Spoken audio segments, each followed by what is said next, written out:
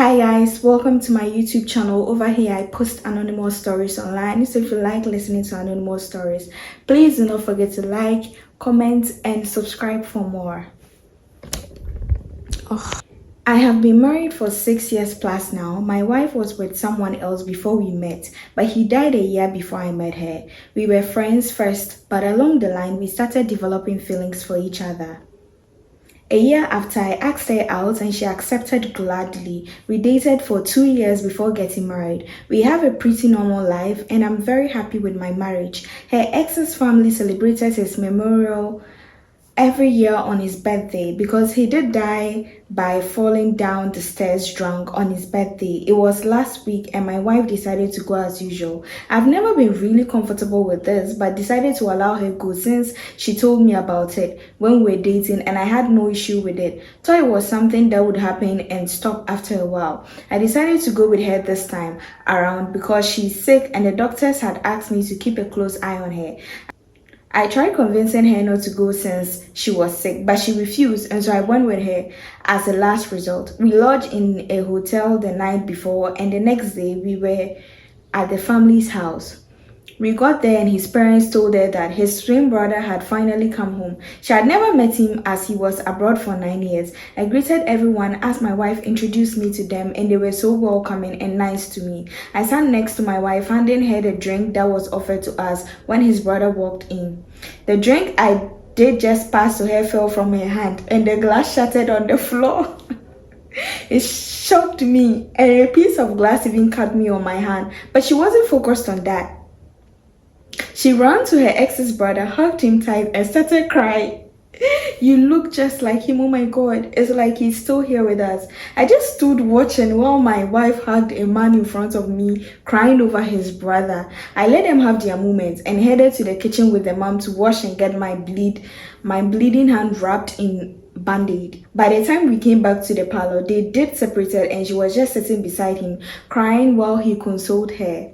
I was getting really pissed with the tears and wanted to leave but decided to hold myself and stay till the end of the ceremony. When it ended, I approached my wife and asked her to say goodbye to the family so we could leave because I was tired, but she asked me to go on ahead to the hotel and she would meet me later. I told her I didn't want to leave her to come home alone later, especially with her not being well. She said it was no problem, as she could just sleep over if it was too late. We were still talking when her ex's brother came and asked me not to worry as he would drop her off later when she was ready to come back to the hotel. I politely declined, telling him I was going to take my wife with me because I only am responsible for her safety and if anything were to happen to her, I would be the one her family held accountable. She asked me to stop making a big deal out of nothing and just go as as the people she was with were basically family and she was more safe here than even in the hotel. I lost it at this moment and asked her why she was doing everything to frustrate my efforts to accommodate her wishes, even though I wasn't comfortable with it. I told her to not bother coming to the hotel tonight anymore and stay with her family. I was almost at the door when I heard the brother say to my wife, "Geez, talk about a controlling jerk. The only reason you get to go through this is because my brother died." Omo, he just be watching this from heaven and as hell. I turned around and asked him to repeat what he said and he did. I rushed at him and landed a punch on his jaw and you can guess the chaos that ensued after that. By the time they were able to separate us, we had injured each other. Hey, it seems like she's still in love with her ex. She should go back here because now no, it's like she's just having there for I don't know whatever reason, but it's not nice. And your husband this is so sad and disrespectful because if tables were turned, I don't think I'll be happy about it. So I don't think she did well, Sha. She didn't have any form of respect for you as her husband and you were not comfortable and she should have noticed that and be gone. Even when the glass fell down, she's too dramatic. My husband had a child outside of our marriage and hid it from me. The boy was a year younger than my son. My son is recently 12 years, going 13. The mother of the boy died while performing a surgery, and that's how come I got to know of the boy, because he now had no option than to bring him in to live with us. It was a lot of drama, but eventually I agreed because my son would even have a brother to play with. I'm a disciplinarian, very heavy on discipline. I've trained my son to take up chores.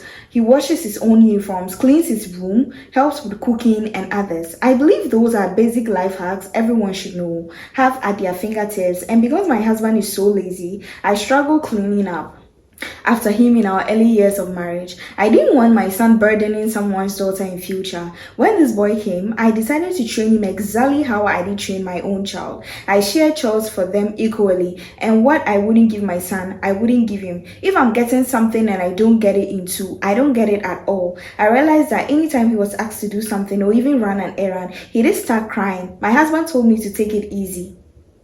And I also felt because he had just lost his mom, I had to exercise grace. But I realized it went on for a long while and he always got away with it. I also realized he did that whenever my husband was around. Then I realized he wasn't used to such trainings. He had everything done for him where he was coming from. I also didn't want to create a scenario in my son's head that we love the other boy more than him, because every time it was my son doing chores and running errands, I started being firm in handling him. It started creating problems between me and my husband because he felt I was being inconsiderate and would go as far as asking my son to do his chores. One day, they went for an excursion, and when they returned, this boy was looking like he was dug out of a pit, very dirty. I flared up and caned him. My husband got angry and it became a heated argument. He said I should leave him alone. Then he took the boy out to get ice cream. That day, I vowed to mind my business and focus on my son. After all, he's my blood. I stopped asking my husband's son to do chores and stopped him from running errands. It was always me and my son, and he would be in the living room watching TV or playing. Initially, they shared a room, but I separated them because when they shared a room, my son was the one cleaning the bathroom and room alone. When I separated them, I didn't bother asking him to clean his room. Whether he cleaned or not, I wasn't bothered. Whether he washed his uniforms or not, I wasn't bothered. Whether he brushed his teeth or not, whether he bathed, I wasn't bothered. My attention was on my son, as it should be, right? I did do the needful by giving him food and seeing that he's comfortable, but I didn't care at all what he did. I stopped supervising his homework. I have a classes teacher who came around. Initially, when a teacher comes, he did go hide. We had to beg or even pull him out and he did start crying. Now, I don't bother myself when he attends the classes or not, but my son can never dare try skipping the class in my presence. Yesterday, my husband decided to go to their rooms and tell them he was taking them out today. I heard him shouting in his other son's room. He later came to me in the kitchen and asked if I had been to the boys' room, and I said yes. Then he asked if I had seen the mess his room was, and I said yes. Then he asked why I haven't done something about it. I asked him if he was expecting me to go and clean the room for him, and he was staring at me. I told him I don't clean my own son's room, so nothing would make me clean another woman's child's room, especially when he's not handicapped or bedridden. I reminded him of what he told me when I beat the boy. Then I told him I don't want to be seen as wicked because I'm disciplining him. So whatever he chooses to do, I did turn a blind eye like I have never seen it happening. Then I walked away. Today while we were going out, he looked at the boy, looked at my son, and looked at me. I looked away and opened the gate for them. The difference was clear. I know this would raise a meeting soon, but me, I have made up my mind. The boy will not be my headache, as he should not be, because that your husband, the way they raise him up, and he doesn't say he sees nothing wrong with it, and you are not going to tolerate that. You are raising your son, and I don't even know if there is that's the best possible way that boys should be raised. That's good. You are teaching him lessons, and he will even grow to thank you for that, because knowing how to do certain things for yourself by yourself would stop a lot of tolerating of a lot of nonsense. You get, it will stop you from tolerating plenty on things that are not necessary. If he knows how to cook for himself, tidy his room, take care of himself, he will be looking at other aspects of his life a bit more carefully. Whereas that other child, your son is just allowing him get spoiled. So he's okay in his head that your son will be doing all the work while that guy is pampered throughout his life. Why are you and your son slaves to them? Or because he went and did that and you didn't even complain about that because you took the boy, he thinks he can eat his cake and have it. You've done well, Papa. I like how you went about everything. The situation I dey inside, unless you squad advised me. I started dating my current girlfriend way back in SHS. We were classmates. After SHS, her results were not good, so she couldn't pursue further. I happened to go to the uni and had tried to support her. Back in uni, I dealt in phones and all kinds of gigs. During vacations too, I sometimes work at gala sites. Gala is no good, but that's the only way I could fund my education. Then things were not easy, but I would send her money every month. I will pay for her remedial classes and of deck exams, but this girl wouldn't pass. It got to a time I even had to make her go to some private SHS for her to rewrite the WASI, but results go come, she go get like 3F. I could get furious and talk plenty. Then she would start crying and say I don't love her. Her results couldn't take her anywhere. She was desperate to read nursing, but her results couldn't take her anywhere. Last, we settled on her learning a skill. I enrolled her into hair making. That one too, I paid some significant money. That one too, she couldn't finish. She had a fight with the madam and so had to stop. I was in my final year then and things were not really okay financially. Academic projects and all that was on my neck. My grades were bad. I had to finish with at least a lower class, so I couldn't really focus on any gigs. Money too was not coming. Her parents didn't really take care of her, so I had to let her come and join me at my hostel. We did there where she come carry. I was too broke then. I had no option than to make her abort. A decision which I still regret till date. So we did there where I finished school, where I graduated. I decided NSS there, I go come across, at least come explore, then some opportunities will come along. She was initially against me moving from Kumasi, but later she came to agree. I started NSS, the salary delay, nothing they move for my end. She will call me at any slight thing. Loki, now she started bomb me. She will complain I've gotten someone and I really wasn't having it. Sometimes cry a lot refer to work, not it be issue. Like months now I no send that money. You go bail am evening to her. Be like she make busy. Already now her friend give me hit say some boy for the area they move to I question am where she denied. So me, I just GI.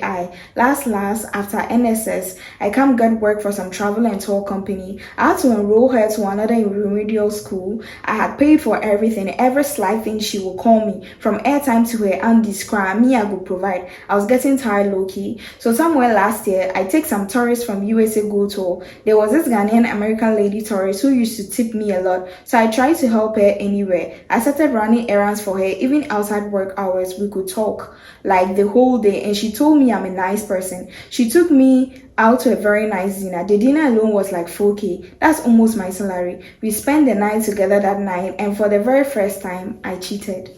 I felt terrible that night, but I didn't care. 3 months down the line, be like we can't make serious. She has made me talk to her dad and mother, or she wants us to be serious. Meanwhile, my girl keeps calling me saying they are supposed to pay this, pay that. I slept at the new girl's place last night. I woke up with several messages asking for money. I'm tired. I want to break up with my girlfriend now. So, like you did my shoes inside her, what you go do?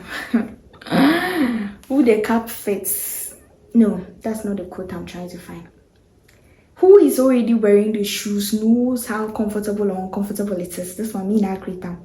So you know the situation you are in and what best to do, in my own opinion. You know if you want to live and how comfortable you will be living, and you know if you want to stay and how comfortable you'll be staying in it. So whatever the case, you've tried, Sha, but you know, you've cheated on her too, Sha. So it's up to you, because I cannot judge and not judge, and I cannot say you are right and I can't say you are wrong at the same time. So it's totally up to you, right? I think you could have communicated better instead of cheating on her though. You could have just told her that you are done with this and you don't want to continue. You didn't have to really cheat on her. And now that you are done, you are still prolonging everything. Charlie, if you don't like her, you don't like her, it's fine. You could have told her, but don't keep prolonging it all in the name of you don't know what to do. That's like unfair. Just find a firm standing and decide on what to do, right? Guys, thank you so very much for watching this video. I'm going to be posting on Wednesdays on Sundays and every single day on TikTok. So if you haven't, please put these dates in mind, and see you in my next video. Bye.